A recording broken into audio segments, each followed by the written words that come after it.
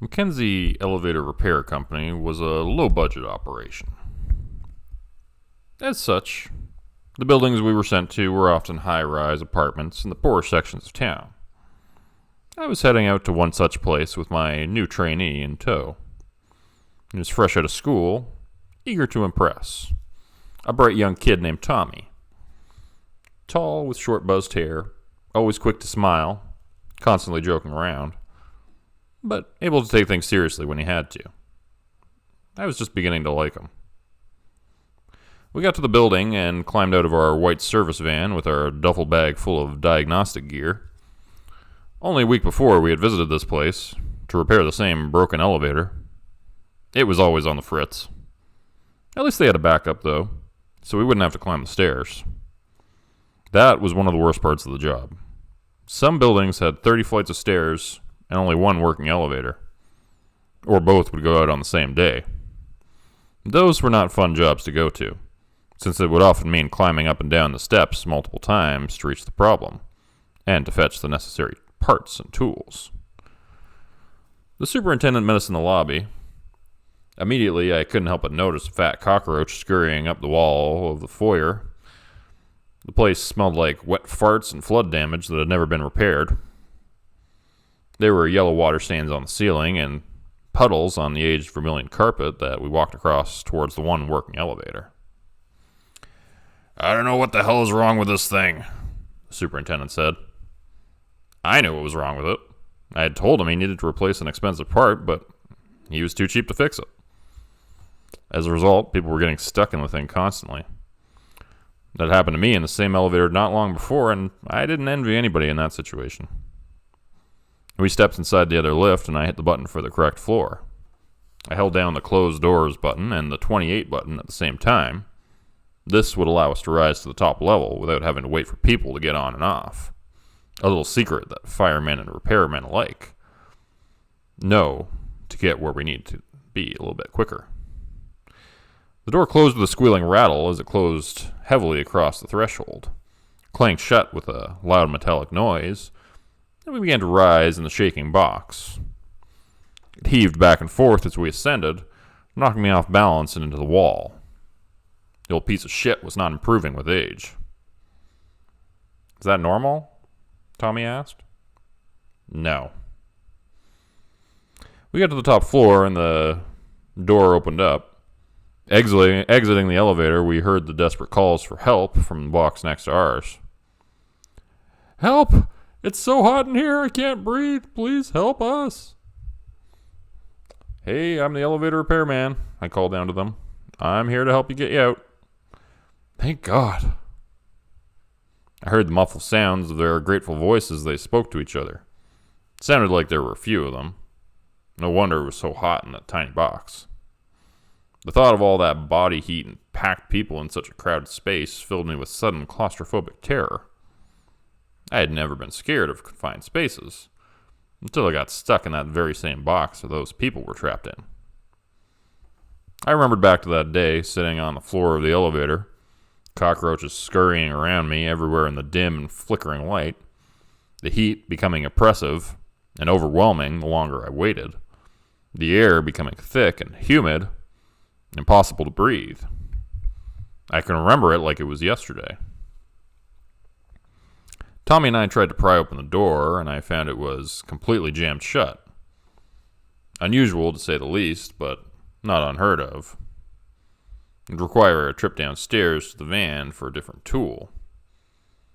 I let Tommy know what the plan was, and the superintendent, Ronnie, decided to come down as well, so he could let us back in. Down we went in the squealing elevator. It rattled and shook violently, descending to the lower levels. We heard a ding, and the door began to slide open, revealing the lobby. I had told Tommy a few rules before we started working together, and as the elevator door slid across its steel track, he unthinkingly broke rule number 3. Don't get off the elevator while the door is still opening. He began to exit the door, rattling open, and I began to say something, reaching out to grab his arm, but it was too late. As he went through the threshold, The door suddenly slammed shut with tremendous speed and force. I would find out later that the superintendent had put this elevator out of service earlier that day, since it had almost decapitated someone else in a similar fashion. He didn't want to climb the stairs, though, so when the other elevator went out of commission, he just started using this one again. None of this he bothered to mention to us. This elevator was old, the steel door heavy, and when it slid shut, it slammed into Tommy with incredible force. Once it hit him, it did not stop, but continued, crushing him like a sledgehammer through an overripe watermelon. Ever see Gallagher? Yeah, kind of like that. His nose caved in and his jaw shattered as the door crushed him with overwhelming power before I could intervene. He gurgled and spat out teeth as I rushed forward to try to push the door open. His head appeared partially caved in, and I saw shards of his skull protruding from the flesh like broken pottery. I was about to put my fingers in the gap, but then thought better of it. Using my pry bar instead, I tried to wrench it open. I jammed the edge of it into the door frame just above Tommy's head. That was when the elevator began to suddenly decide to go up again, this time much quicker. Tommy was still partially trapped, half in, half out of the door, with the entire thing slammed through the middle of him. The pry bar, and then the top of the elevator door, came down on his head as he rose up to the next floor, caving his skull in from a different direction. That was all his brutalized body could take, and the left side of him collapsed into the lift. The other side was still outside in the lobby, and we left it behind as we went up. I began to scream with terror at what had just happened, but the superintendent didn't even seem fazed. He just looked at me calmly as the box rattled and went up with increasing speed. "Shit," he said. "That's not good. Hey man, can you keep a secret? I got cash. We can tell people he was screwing around or got caught in the door. Nobody's fault. Or I can tell them you shoved him. It's up to you." He smiled with his greasy grin. A thick gold necklace hung from his sweaty neck, and his bald head gleamed with beads of perspiration as he waited for my response. Before I could say anything, we began to free fall. The box dropped as if the cable had been cut, and I felt my stomach lurch, and the cheeseburger I'd eaten for lunch began to rise up into my throat in sudden protest. If we had been up on the top floor, we would have died for sure, but as it happened, we hadn't gotten up that far yet. Still, the impact was deafening.